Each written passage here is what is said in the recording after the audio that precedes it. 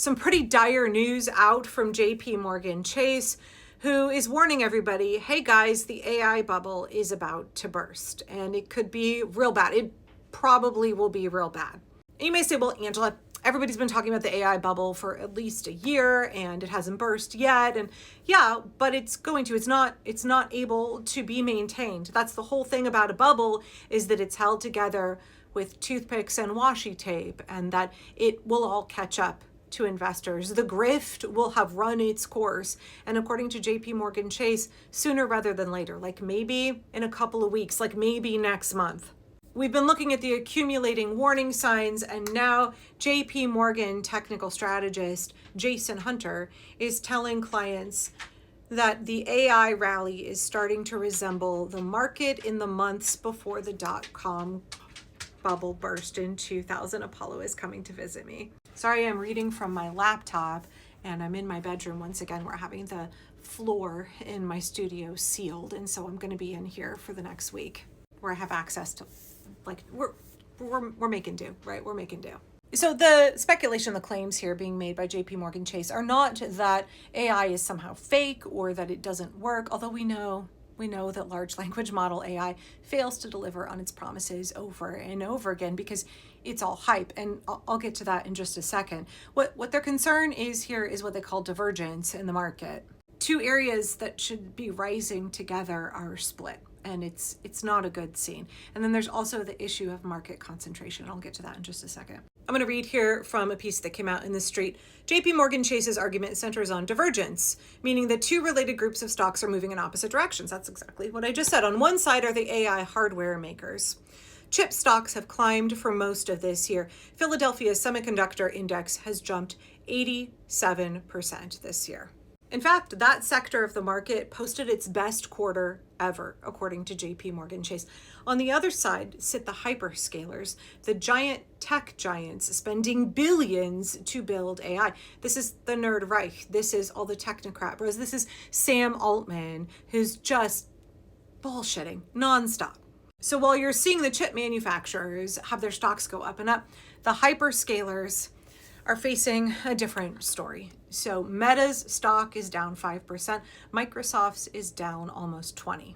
And this is not great because when you look at the S&P 500, 1/3 of it rides on 7 companies. How many of them have CEOs and major shareholders who support the regime? Let's go. Okay, Nvidia, Apple, Amazon, Microsoft, Meta, Tesla, and Alphabet. That's Google. That's 30% of the S&P, 30%. When you add to that some of these other AI companies, you're looking at far too much of the market share that is invested in this AI bubble, which is now diverging, right? Way too many hyperscalers take up way too much of the market. Way too much of the nerd Reich and their incompetence, their greed, their speculation, their grift controls way too much of the market. And the problem is when they own that much of the S&P 500, right? If their shares drop, they control such a large proportion that the whole fund drops, even if the other companies in it are doing well.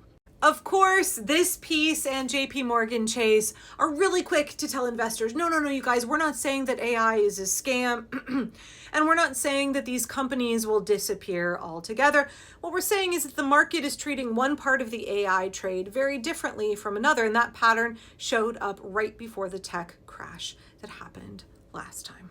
So I think those market indicators are interesting. I also think the failure of AI companies to deliver on their promises, the way that their claim to all of these corporations that, hey, you guys can save tons of money by firing your human beings and automating everything, because it is payroll that is the most expensive part of any company, right? That's the greatest expenditure for any company. So if you can just cut out the humans, you can increase your profit. That hasn't turned out to be true for any of these companies that have done it. And AI has been notoriously full of problems, full of ineptitude. It's just hype, right? It's not been programmed for accuracy and reliability. It's not delivering on any of its promises, and it's becoming increasingly more expensive.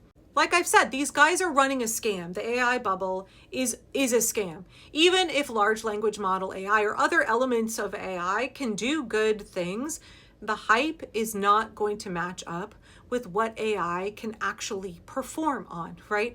And so we're seeing all of this, like AI will run the world. We're going to get rid of doctors. We're going to get rid of artists. Like this is what Elon Musk and Sam Altman are saying.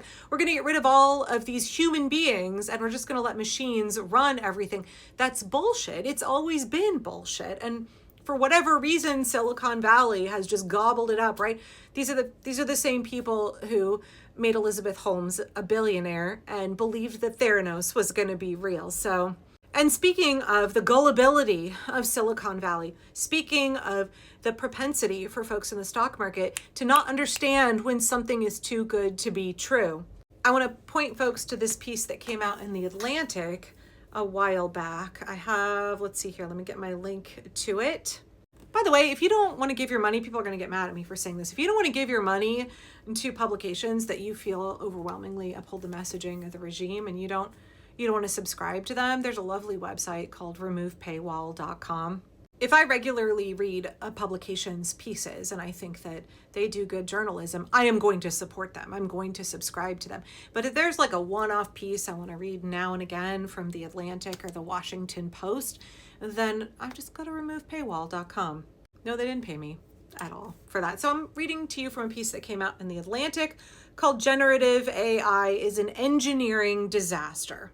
A shockingly inefficient trillion-dollar project. It's by Alex Reisner. It came out on July 14th. As they scramble to keep their systems online, AI companies are making things expensive for the rest of us. Large language models like ChatGPT and Claude are so resource hungry that tech companies may be purchasing 70% of the world's supply of high-end computer memory, causing a shortage. As a result, the prices of computer memory and storage are skyrocketing. Hard drives that I bought for my reporting 2 years ago for $350 were $800 2 weeks ago, and now out of stock altogether. The prices of some laptops have gone up as much as 50%, and low-cost computers are being hit the hardest. Affordable entry-level computers may disappear by 2028, said one forecast. By the way, this memory shortage is expected to continue for years. That memory is being put in data centers. It's being put in data centers for surveillance, for Palantir, for the police state, right? Also a little bit for ChatGPT and Claude, but mostly for AI surveillance and the destruction of your privacy rights. The problem is not simply that AI is being deployed so widely or quickly. The author goes on to say there have been other rapid expansions of technology that have not resulted in these same kinds of problems, like people switching over to streaming movies and music, or people buying smartphones. The problem with generative AI, in the industry's own jargon, is that it does not scale. The cost of growing from, say, 1,000 users to 1 million is a key factor that venture capitalists examine when they evaluate startups. They want to see that the cost of adding each new user decreases over time so that the company can support millions of users with increasing profits, because you guys, the line's got to go up.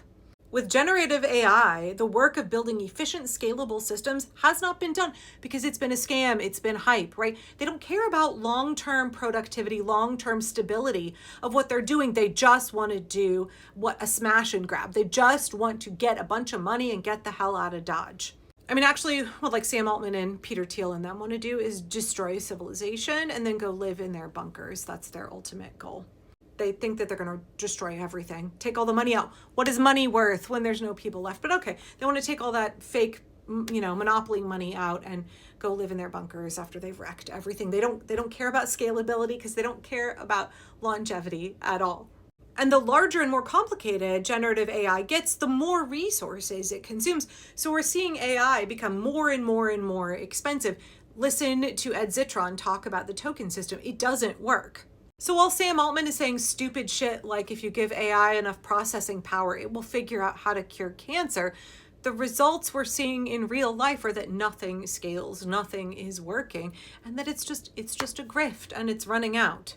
LLMs don't scale logarithmically in their resource use. Investors look for a line that looks like that. Instead, we're seeing this. It becomes more expensive. Add that to the divergence, add that to all of these AI tech bros who have borrowed against each other, borrowed against themselves, and overinflated each other's stock. I think the comprehensive picture is not good. It's not good, you guys. I think folks on the edge of retirement are the ones who are going to be in the most precarious position. But we all maybe should brace ourselves, for the for the bubble going.